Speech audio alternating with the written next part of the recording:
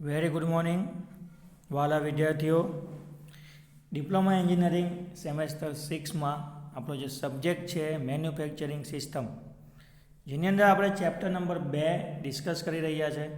Chapter number 2માં આપણો જે મુખ્ય ટૉપિક છે એ છે ટાઈપ્સ ઓફ કોડિંગ સિસ્ટમ. 4 અલગ અલગ પ્રકારની કોડિંગ સિસ્ટમ યુઝ થાય છે ઇન્ડસ્ટ્રીની અંદર. વિદ્યાર્થીઓ યાદ રાખવું કે શું કામ કોડિંગ કરવામાં આવે છે, તો કે પાર્ટ્સ ક્લાસિફિકેશન અને કોડિંગ એની અંતર્ગત પાર્ટ્સનું ક્લાસિફિકેશન કરવા માટે અલગ અલગ પ્રકારના કોડ યુઝ કરવામાં આવે છે. કારણ કે ઇન્ડસ્ટ્રીમાં એકસાથે ઘણી બધી વસ્તુઓ અને ઘણી બધી પ્રોડક્ટો બનતી હોય છે. ઓકે, અને આ બધી પ્રોડક્ટ ગ્રુપ ટેકનોલોજીના કન્સેપ્ટ ઉપર જે પેરેલલ મેન્યુફેક્ચરિંગ મેથડ છે, એટલે કે જે સમાન ઉત્પાદનની પદ્ધતિ છે, એના દ્વારા એનું પ્લાનિંગ કરીને બનાવવામાં આવે છે. તો ક્લાસિફિકેશન કરવા માટે એટલે કે ડિઝાઇનમાં સમાનતા અને મેન્યુફેક્ચરિંગની પદ્ધતિમાં જે સમાનતા છે એના આધારે પ્રોડક્ટને અલગ અલગ ગ્રુપમાં ડિવાઈડ કરીને એક સંપૂર્ણ પાર્ટ ફેમિલી બનાવવા માટે આપણે પાર્ટ્સનું ક્લાસિફિકેશન કરીએ છીએ. ઘણી બધી પ્રોડક્ટ હોવાથી આપણે એને કોડ આપીએ છીએ. કોડ આપવા માટે આપણે યુઝ કરીએ છીએ કોડિંગ સિસ્ટમ, અને કોડિંગ સિસ્ટમમાં 4 અલગ અલગ પ્રકારના કોડ યુઝ થાય છે. જેમાં સૌથી પહેલું છે ઓપ્ટિસ, બીજું છે KK3 સિસ્ટમ, ત્રીજું છે MI ક્લાસ સિસ્ટમ અને ચોથું છે DI ક્લાસ સિસ્ટમ. તો આ 4 અલગ અલગ પ્રકારની કોડિંગની મેથડ છે, જેમાં આપણે ગઈકાલે ઓફિસ, ઓકે, લખાશે ગુજરાતીમાં ઓફિસ અને સ્પેલિંગ છે OPTIZ, ઓપ્ટિસ કોડિંગ. ઓપ્ટિસ કોડિંગમાં મેઇન કોડ એટલે કે ફોર્મ કોડ આવે છે અને બીજાની સાથે આવે છે સપ્લિમેન્ટરી કોડ. પહેલાં જે 5 આવે છે એ ફોર્મ કોડ છે, મેક્સિમમ ઇન્ફોર્મેશન આપણને ત્યાંથી મળશે. અને લાસ્ટ જે 3 ડિજિટ છે એ છે આપણા સપ્લિમેન્ટરી કોડ. અમુક જે એક્સ્ટ્રા ઇન્ફોર્મેશન છે રો મટીરિયલની આપણને ત્યાંથી અવેલેબલ થશે. તો એ આપણે વાત કરી હતી ગઈકાલે ઓપ્ટિસ કોડિંગ સિસ્ટમની. આજે આપણે સેકન્ડ જે ટાઈપ છે, બીજો જે પ્રકાર છે કોડિંગ સિસ્ટમનો, જેને આપણે કહીએ છીએ KK3. તો એ KK3 સિસ્ટમ વિશે માહિતી મેળવવાના છે. શું કહે છે KK3 સિસ્ટમમાં? તો નજર તમારી ડિસ્પ્લે ઉપર હોવી જોઈએ. મશીનિંગ કરેલા પાર્ટ્સના સામાન્ય હેતુ માટે KK3 સિસ્ટમનો ઉપયોગ કરવામાં આવે છે. મશીનિંગ કરેલા પાર્ટ્સ એટલે એવા જે કોમ્પોનન્ટ અથવા એવા કોઈ સ્પેર પાર્ટ અથવા એવા કોઈ વર્કપીસ જેનું ઓલરેડી મશીનિંગ થઈ ગયું છે, તો એના સામાન્ય હેતુ માટે એટલે કે જનરલ પર્પસ માટે આપણે KK3 સિસ્ટમનો ઉપયોગ કરીએ છીએ. જાપાનીઝ સોસાયટી દ્વારા, એટલે કે જાપાન દેશમાં જે ટેકનિકલ સોસાયટી છે એ લોકોએ ત્યાંની સિસ્ટમે ઇન્ડસ્ટ્રીને પ્રોત્સાહિત કરવા માટે આ જે કોડિંગ સિસ્ટમ છે KK3 એ 1976 ડેવલપ કરી હતી. KK3 સિસ્ટમની અંદર ટોટલ 21 ડિજિટનો કોડ હોય છે. તો તમને ક્વેશ્ચન થવો જોઈએ કે ઓપ્ટિસ કોડિંગ સિસ્ટમમાં કેટલા ડિજિટનો કોડ હશે? તો વિદ્યાર્થી મિત્રો, ઓપ્ટિસ કોડિંગ સિસ્ટમમાં 8 ડિજિટનો કોડ હોય છે.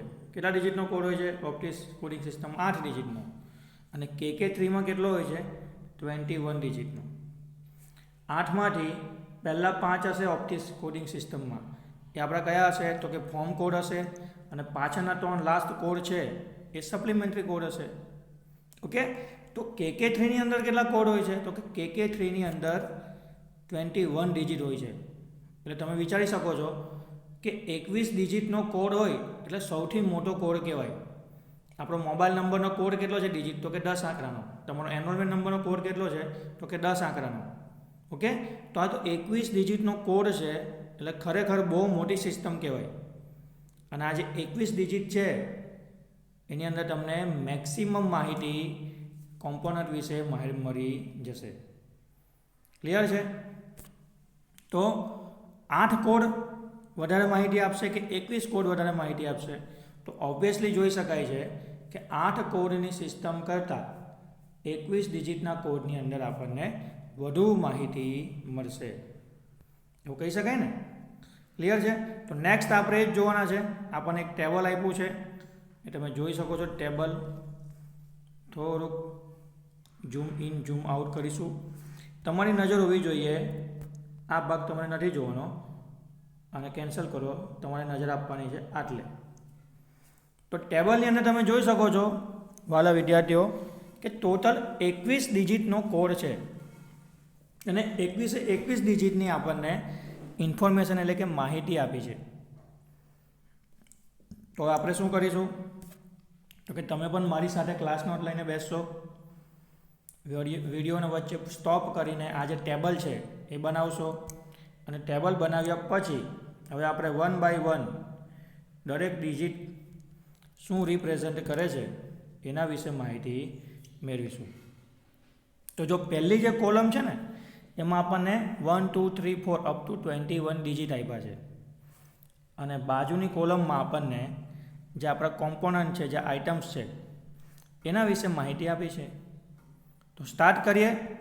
મારી સાથે બધાએ નોટ ડાઉન કરવાનું છે. પહેલાં જે બે કોડ છે, કોડ નંબર 1 અને કોડ નંબર 2. હવે આપણે કોડ નહીં બોલીએ, ડિજિટ છે ને 21 ડિજિટ ભેગા થાય એટલે એક કોડ બને. ઓકે, એટલે આપણે ડિજિટ બોલીશું. તો પહેલો અને બીજો જે ડિજિટ છે, ડિજિટ 1 અને ડિજિટ 2, ક્લિયર છે? આ પહેલો ડિજિટ અને બીજો ડિજિટ છે એ આપણને પાર્ટ્સનું નામ બતાવે છે. પાર્ટ્સનું નામ એટલે જે કોમ્પોનન્ટ, જે વર્કપીસ છે ને એનું નામ શું છે? નામ હોય કે નહીં વિદ્યાર્થીઓ કોમ્પોનન્ટનું? ક્રેન્કશાફ્ટ છે, બેરિંગની લાઇનર છે, બ્રેક લાઇનર છે, ક્લિયર છે? સિલિન્ડ્રિકલ વર્કપીસ છે. ઓકે, તો કોમ્પોનન્ટનું જે નામ હશે એ આપણને ડિજિટ 1 અને 2 ભેગા થઈને આપણને કોમ્પોનન્ટનું નામ આપશે. એમાં પણ સ્પેસિફિકલી ડિજિટ 1 આપણને જનરલ ક્લાસિફિકેશન આપશે, અને ડિજિટ 2 એમાં આપણને ડિટેલ ક્લાસિફિકેશનની માહિતી મળશે. તમારે આ જ ટેબલ ડ્રો કરીને એક્ઝામમાં સમજાવવાનું છે. આજે મેં તમને ઉપરની વસ્તુ કીધી ને કે આ તમે નહીં જોતા કેન્સલ રાખજો, એ તમામ માહિતી તમને ટેબલમાંથી જ મળશે. એટલે હું તમને ટેબલ તૈયાર કરાવું છું. ટેબલ સમજી જશો, ટેબલ ડ્રો કરતા આવડી જશે, એની અંદરની માહિતી ખ્યાલ આવી જશે, તો આ ઉપરનો આખો જે પેરેગ્રાફ છે એ તમે ઇઝીલી લખી શકો છો. ક્લિયર છે? આપણે સ્માર્ટ વર્ક કરવાનું છે, ગોખવાનું નથી. એટલે આપણે ડાયરેક્ટ અહીંયા ફોકસ કરીએ છીએ ટેબલ ઉપર. ચાલો, ડિજિટ 3 અને ડિજિટ 4 એ મટીરિયલ વિશેની માહિતી આપે છે. હવે જેમ જેમ રિક્વાયરમેન્ટ બદલાય તેમ તેમ મટીરિયલ પણ બદલાય છે. મેટલ હોય, નોન મેટલ હોય, વુડ એટલે કે લાકડું હોય, પ્લાસ્ટિક હોય, રબર હોય, ફેરસ હોય, નોન ફેરસ હોય. તો એમાં પણ તમે ડિજિટ 3 અને ડિજિટ 4 દ્વારા મટીરિયલ વિશેની ઇન્ફોર્મેશન રિપ્રેઝન્ટ કરી શકો છો ડિજિટ 3 અને ડિજિટ 4 વડે. એમાં digit 3 general classification, digit 4 detail classification દર્શાવે છે. નેક્સ્ટ છે ડિજિટ 5, ડિજિટ 6. જો તમને એવું થતું હશે કે સર બધા બેની પેરમાં યુઝ કરે છે, જોડી, કંઈ વાંધો નહીં. ડિજિટ 5, ડિજિટ 6 ચીફ ડાયમેન્શન એટલે કે મુખ્ય જે માપ છે તે ડિજિટ 5 અને ડિજિટ 6 દ્વારા ખબર પડશે. મુખ્ય માપમાં શું હોય વિદ્યાર્થીઓ? જો કોમ્પોનન્ટ જ્યોમેટ્રિક શેપમાં જો આપણે થોડુંક ધ્યાન આપીએ તો સર્ક્યુલર કોમ્પોનન્ટ હોય છે અથવા નોન સર્ક્યુલર હોય. સર્ક્યુલર એટલે એનો ડાયામીટર હોય, ઓકે, નોન સર્ક્યુલર એટલે એની લંબાઈ, પહોળાઈ, ઊંચાઈ હોય. બધાને આપણે લેન્થ કહી શકીએ, લંબાઈ, પહોળાઈ, ઊંચાઈ બધાને આપણે લેન્થ કન્સિડર કરી શકીએ ને, કારણ કે આપણે બેઝિકલી લંબાઈ જ માપીએ છીએ. તો ચીફ ડાયમેન્શન, મુખ્ય માપ કયા હશે? તો એમાં ડિજિટ 5 અને ડિજિટ 6. ડિજિટ 5 બતાવશે લંબાઈ, ડિજિટ 6 બતાવશે ડાયામીટર, જો સર્ક્યુલર કોમ્પોનન્ટ હશે તો. ઓકે, તો 6 લગીના ડિજિટ ઇમ્પોર્ટન્ટ હતા. આગળ આપણે જોવાનું છે ડિજિટ 7 પછી. ચાલો, ડિજિટ 7માં શું હશે? ડિજિટ 7માં primary shape and length to diameter ratio. ઉપર તમારી પાસે લેન્થ આવી ગઈ અને ડાયામીટર આવી ગયો. તો હવે તમે શું કરશો તો કે લંબાઈ અને જે ડાયામીટરનો જે રેશિયો છે એમાં આપણે ફેરફાર કરીને કોમ્પોનન્ટનો જે શેપ છે, જે આકાર છે એ બદલી શકીએ છીએ. તો પ્રાઇમરી શેપ તમારે આપવો હોય તો તમે લંબાઈ અને ડાયામીટર એટલે કે જે બેઝિક મુખ્ય માપો છે એમાં ફેરફાર કરો એટલે આકાર બદલાય.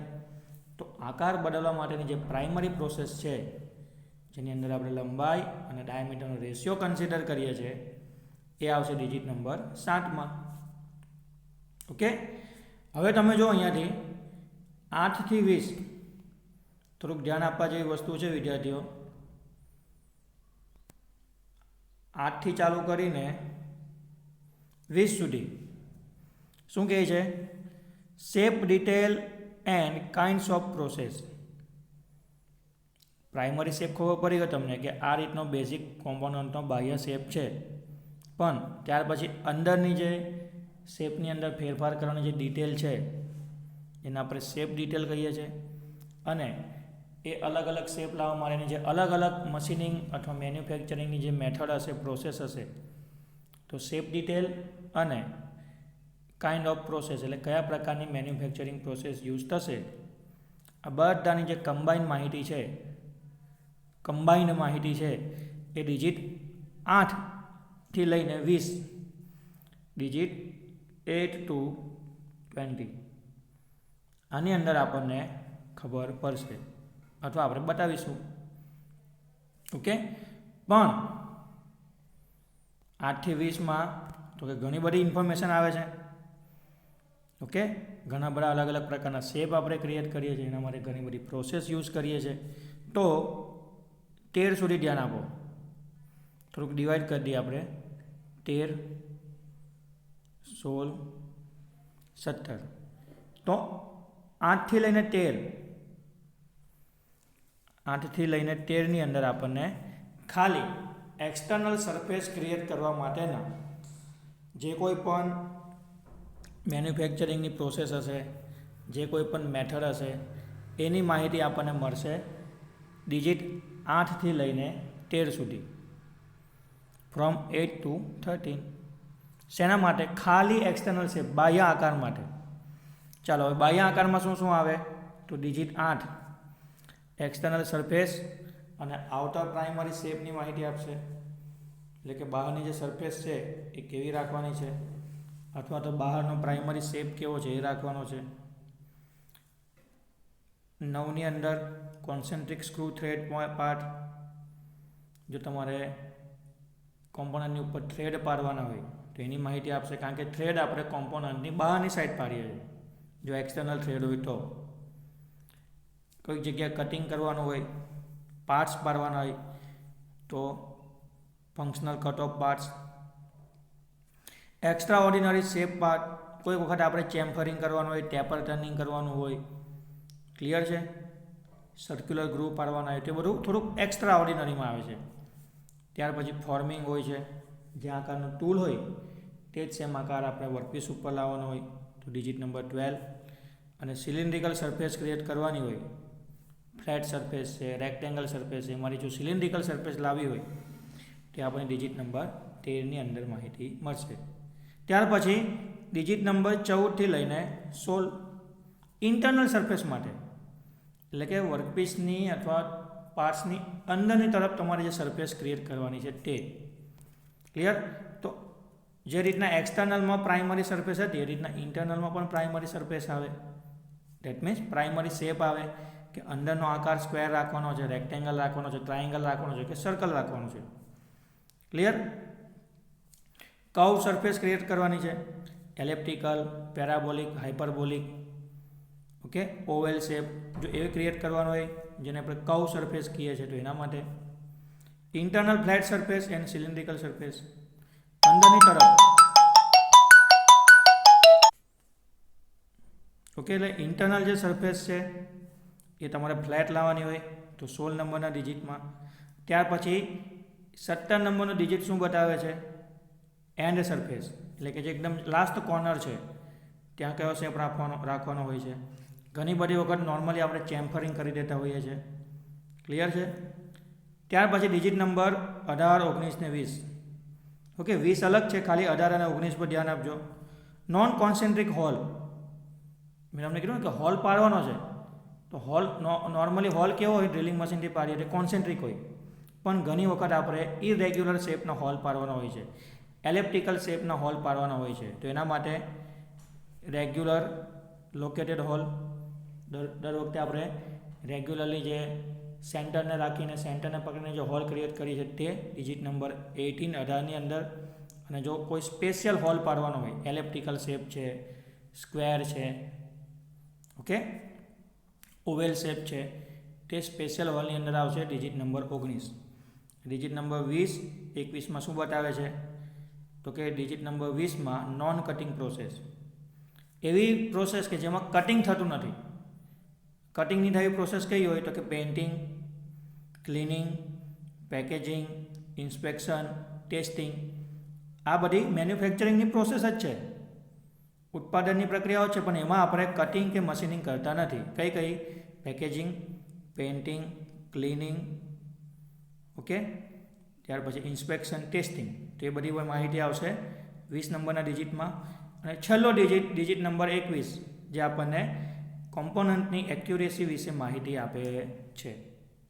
તો આ થઈ ગઈ આપણી KK3 કોડિંગ સિસ્ટમ, જે 1976માં જાપાનીઝ સોસાયટીએ ઇન્ડસ્ટ્રીઓને યુઝ કરવા માટે આપી હતી. તો અહીંયા સુધી રાખે છે આજના લેક્ચરમાં. ખૂબ સરસ રીતના આપણે KK3 કોડિંગ સિસ્ટમ વિશે માહિતી મેળવી. ટેબલ તમારે ખાસ ડ્રો કરવાનું છે અને ઇમ્પોર્ટન્ટ ઇન્ફોર્મેશન છે નોટ ડાઉન કરી લેવાની રહેશે. અહીંયા સુધી રાખે છે આજના લેક્ચરમાં. મળીશું આવતીકાલે. Thank you.